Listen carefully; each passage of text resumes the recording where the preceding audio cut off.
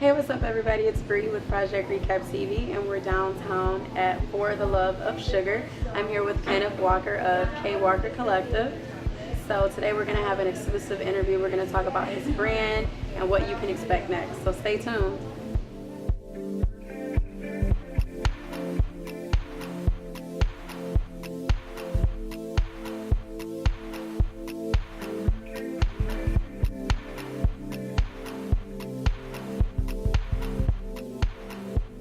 Okay, so tell me, what inspired you to start your own clothing line? It started when I was 9, and I was actually drawing in this notebook, and I couldn't draw, but I did draw like some clothes, and that's usually when it came to me. And then when I went to college, I remember finding that same notebook. It's like wow. 12 years later, Wow. and it kind of ignited it again. And then I went to Italy on a study abroad program, and that's really where it came back, and I just had to get started from there. Awesome. So as far as you doing like the sketching that you did you have like any influences that kind of led you towards wanting to have your own clothing line? I would say my biggest influence in high school was Ralph Lauren. Nice. Anybody that knew me in high school, I loved Ralph Yeah. Lauren. But I studied him as a businessman and what he created and what he stood for, the standard of American style for men. And it inspired me in some way to do something similar. Yeah. And when I went to college and I went to Italy, and we were, in these different exhibits, and then we had these speakers coming from all these like luxury brands, and it really ignited a lot of that interest. But I think what inspired me most was that I didn't see any brands that represented me.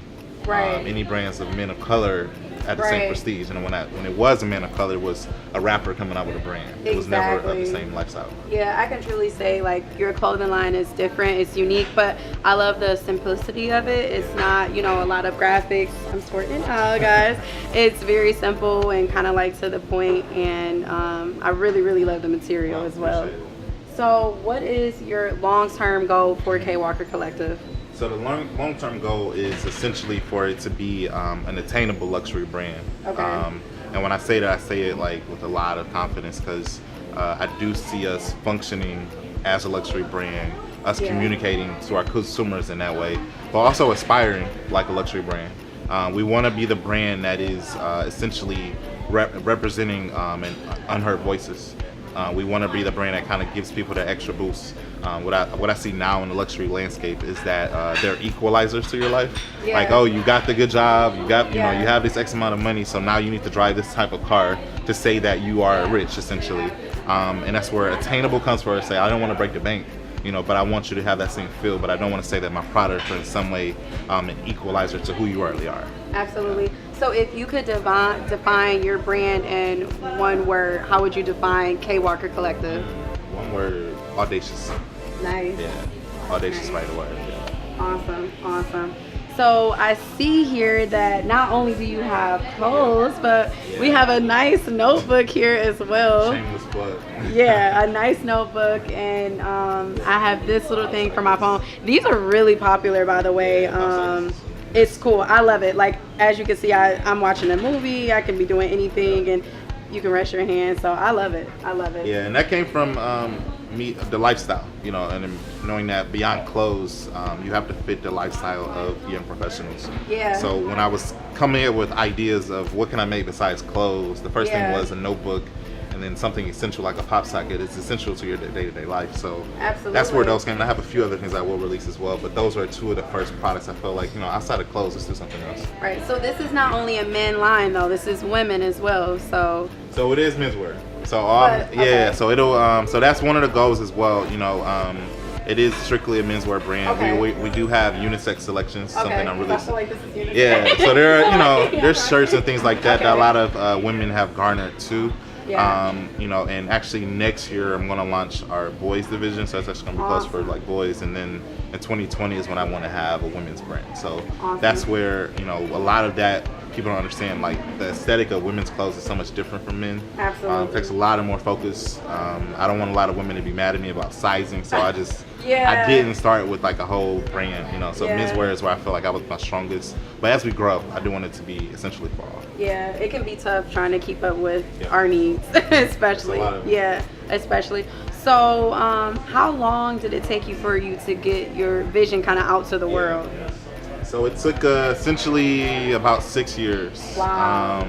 I remember I was in college and I graduated from Michigan State in 2014. Okay. And I remember around 2012 was when I went on my study abroad, and I knew I had to put something together then. Absolutely. So what I did then is I wrote down all of my ideas. And I tell people this all the time, like, if you ever have an idea for a business or concept, just write it down, Yeah. and never be too limited to like trying to structure it to make it sound all perfect, Right. but just have it down, because you're gonna go back to that and find something like, oh, I wrote this down 4 years ago, So for me, I started in 2012 where I really wrote down all of these ideas and these concepts for this brand. Awesome. And that was where I started, and I remember revisiting it 2 years later before I graduated, and I was like, why have I not pushed this forward? Right. And I was limited, I think, in just kind of how to execute it. Yeah. So I was really in that, that beginning stage of the idea stage. And I think every small business owner, Yeah. we go through that. You have an idea, but how do I make it a concept, and how do I execute it? Exactly. So that was essentially how it started. And then I started working in advertising the last 4 years. Awesome. And that honestly was the best thing that could happen to me, because I'm applying a lot of that knowledge to what I'm doing now. Like every Yeah. branding, the aesthetic, understanding my consumer, it's really helped me to really facilitate the best way to bring the brand to life. Absolutely. So, what were some of your struggles that you had with building the K Walker Collective brand? Yeah, I would say the biggest struggle, honestly, was myself. Honestly, it was. I think we always have these limitations that we give ourselves. We tell ourselves that we can't do something, or that we should wait, or that we don't have enough money to start this business. So I think that for me, it was until I realized that I have everything I need right now. Yeah. And just to start was the hardest thing to do. Yeah. And I think that is a big struggle, because you can be sitting on this grand idea, but if you don't communicate how passionate you are about it, nobody else is going to believe in it. Yeah. So the moment that I realized that, and I would talk to like a lot of my friends who are entrepreneurs, and they were like, you need to do this, you need to do that, so that was a struggle for me, to really say like, I'm going to, figure out a way to bring this to life. But I felt like I was trying to make it perfect. I was trying to make sure like the first time someone see anything in this brand, it had to be perfect. Yeah. I had to have a whole collection done already. Yeah. But when I realized that, I need to just show people the process. I need to really show people that this isn't something you do overnight. I think Prince said it perfectly in a quote where he said that sometimes it takes a lifetime to become an overnight success. Because you're working so hard to craft it, but you want it to be perfect because it is your vision. And so I think for me, I was struggling with that for a long time. And still some days too, I still see where I'm like, I'm not being as honest with myself about something, where I'm like, I need to kind of just be real authentic about it and just really show the world what it is. Absolutely. So did you have anyone kind of helping you during this process? Because I know when I kind of started my company, it was kind of hard to get people to understand the vision. So like, did you kind of have somebody that you were kind of throwing those ideas to, or were you just kind of keeping everything sacred? Yeah, for the most part, I think I kept a lot of them creativity-wise to myself. 'Cause I think as creatives, we're sensitive about our shit, so we kind of just don't want someone to taint it. Yeah. And I saw that very seldomly. But I remember like showing one of my friends a design, and he just was not feeling it. And I was like, I can't, and I couldn't. And it did something. I was like, I can't share too much with people because people didn't understand. And I respected his opinion, but for me, I was like, I think it's too early on in the process where let me own this part of my business. But there are other aspects where I do bounce ideas off, like how to launch, different avenues of sponsoring a brand, other ways of going about the business part of the brand. But design-wise, that's dear to me, you know what I mean? Absolutely. Everything down to the color, fabric, like that's all me. Like I can't share too much of that. I like to get the reactions after I have it done, because some in the infancy stage you have it sketched, or you have a draft of how it'll look, but I want someone to see it when it's already made. And I think for me it was really hard for me to accept feedback that early on. So I think for me, learning about the business side of it is something I'm still going through today. Working with my accountant has been the best thing in the world, because I was so focused on the art that now I'm like, wait, I got to build a business plan. I got to talk about my market and how we're going to target them, and look at the cost to do this X, Y, and Z. Things that we don't think about because we're so focused on the art. So I would say having an even balance, like have a few creative friends that you can bounce those ideas off of, but having like people who are core in the business, like, yeah, that's cool, but you don't need to do that many color variations because economically this doesn't make sense. So that's where I think having a good balance was important. Yeah, well, I'm just uber proud of you because I actually went to high school with Kenneth, and I can truly say like he's really, really just put out fire, like everything. Even from your launch party that you had, it was a huge success. I feel like I was at a Kanye West fashion show. I mean, everything like went really smoothly. So I'm just really proud. So like, what advice can you give to other inspiring entrepreneurs? I would say start with why. It's the name of a book too, but a lot of people who, and I don't want to like take anybody who wants to start a business, but remember that why. You have to, that why has to be your mantra. You know, why are you starting a business? My mantra has always been, I'm solving a problem. And as an entrepreneur, if you're not solving problems, you're not in business anymore. You know what I mean? So every day I'm finding so many issues within the menswear segment that I have to find some way that my brand could answer it or some way be a part of the solution. So I would say know what your why is. Like, why are you starting that business? Understanding who is your consumer. And be very specific. I think a lot of people who start businesses, we think we have to appeal to everyone. While that's good, but targeting that audience is going to make it a lot more easier for you because you said to really understand that, you know, and it's not to say like, oh, we ain't for everybody. It's just saying that, you know, you have a focused audience that you want to talk to, and having knowledge and the expertise on who they are, their lifestyle, what they do outside of work, at work, who they are, you know, is really going to help you to make your business idea even that much stronger. So I think a lot of entrepreneurs, we have such a passion for what we're doing, but we forget sometimes, you know, just how important it is to really understand that audience that we're trying to target. Absolutely. Well, I'm all about supporting local businesses, as you know. So how do you feel about the Black businesses in Detroit? It's incredible right now. I think that was one of the most inspiring things for me when I was getting started in the last 3 years, was to see how there's been a boom in a lot of them, you know, just popping up.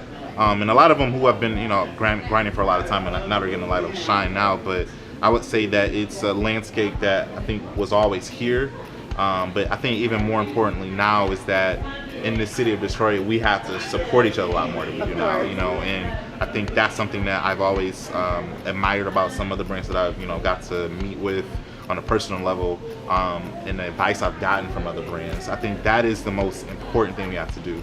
And we have to share the resources, you know what I mean? I think that's something too that, you know, you see where if you know a great photographer, videographer, why wouldn't I recommend someone that I worked with before?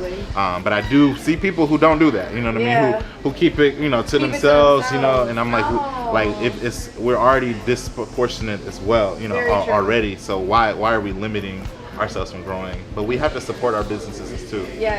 We have to buy from our products, you know, them just as we buy from anybody else's. But also, I'm big about this too, about standing your ground with your prices. When I tell you, like, you know, people be trying to negotiate, you know, and try to ask you why is your price that way.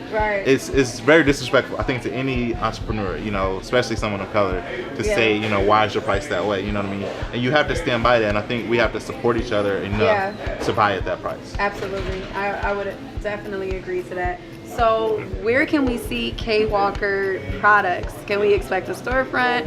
I know I'm asking. No, storefront is in the works. I have a few different locations and things that we're thinking of. We have a few pop-up shops that we're going to do in the fall and going into 2019. But predominantly go on our website, kwalker.co is our website, or on social media. We're at kwalkerco on Instagram, and we're on Facebook as well. But we will have some events that pop up. We're really big on experiences, so that's one thing too. Like the show that we did in June was our first touch point, and what I noticed there was like there's so much an opportunity there because we had multiple touch points. Like when you walked in, it was a boutique, you had a bar, you had performances, you had an experience. So we want to create more unique experiences like that where you can also buy clothes at too, so that you're not buying just clothes, you're buying a lifestyle as well. So I think a lot of what I'm looking at is finding ways that we can do more of that. Partnering with other businesses as well that align with us. I'm really focused on the arts. That's a really big initiative of it as well. But culture is another big thing as well. Absolutely. And I can appreciate the fact that you actually educated yourself on the business, the art, and, you know, the marketing, so that you can come out with, you know, not just a product but a brand. And that's exactly what you built. And I see so much in the future for you. It's amazing. Like I can already envision like coming down into a storefront and I'm like get my K Walker coffee and I'm like, okay, you know, I'm really, really excited for the future. Branding was my big, I mean, it was a struggle for me though. You know what I mean? I will say that. I mean, there's some people, they come out here with these brands and they don't tell people. Throwing anything on the shirt. You know, and I told people for so long, the hardest thing for me to design is a t-shirt. Yeah. And a lot of other people are like, I got a t-shirt, so I'm like, it's honestly not fashion. You know what I mean? Like, you know, and it's not to knock anybody who has a t-shirt brand, but I'm not in the same allegiance as a t-shirt brand. You know what I mean? Like, I'm focused on so many aesthetics. I'm looking at so many different things in a piece that people aren't looking at. Absolutely. And that's the true definition of a creative and a designer, you know. Of course. But branding wise, the aesthetics were so important to me. You know, the logo, the color scheme, like everything was so like important to me. And it came from my marketing background too, because I do so much stuff for all these larger clients. But I was like, I gotta like make sure everything is there. And I remember the day before the show when we were going through like all of the different aesthetics, I was like, no, we gotta put the picture there. We gotta do this. So, but then I saw it turn out so amazingly. I was like, I have to keep this focus. And I look at so many other amazing creatives, and they're the same way. Like if you ever look at like any behind the scenes of Beyonce and like how she looks at the editing. Like it's like crazy, you know what I mean? Like it's like every detail, and people think like she's just getting on stage performing. Like no, like the greats are the ones who are behind the scenes, making sure every aesthetic is perfect. If you look at a Kanye West, a Steve Jobs, like there's so much that goes into those ideas and that art that a lot of people they miss when they come into a show. They don't see all that. Absolutely. Well, I'm super, super excited to hear more about K Walker. I'm like ready to go to all the pop-up shops and buy everything. So tell them where they can follow you and how they can purchase your products, so we can make sure. So you can check us out on Instagram at KWalkerCO. But then also my personal Instagram is at the Ken Walker, and then on our website www.kwalker.co is our website. Awesome. Well, thank you so much for coming out. This was awesome. And once again, we're at For the Love of Sugar here in Midtown Detroit. You can catch this interview on my YouTube channel, so make sure you subscribe. It is Project Recap TV _LLC, and I'll see you guys soon.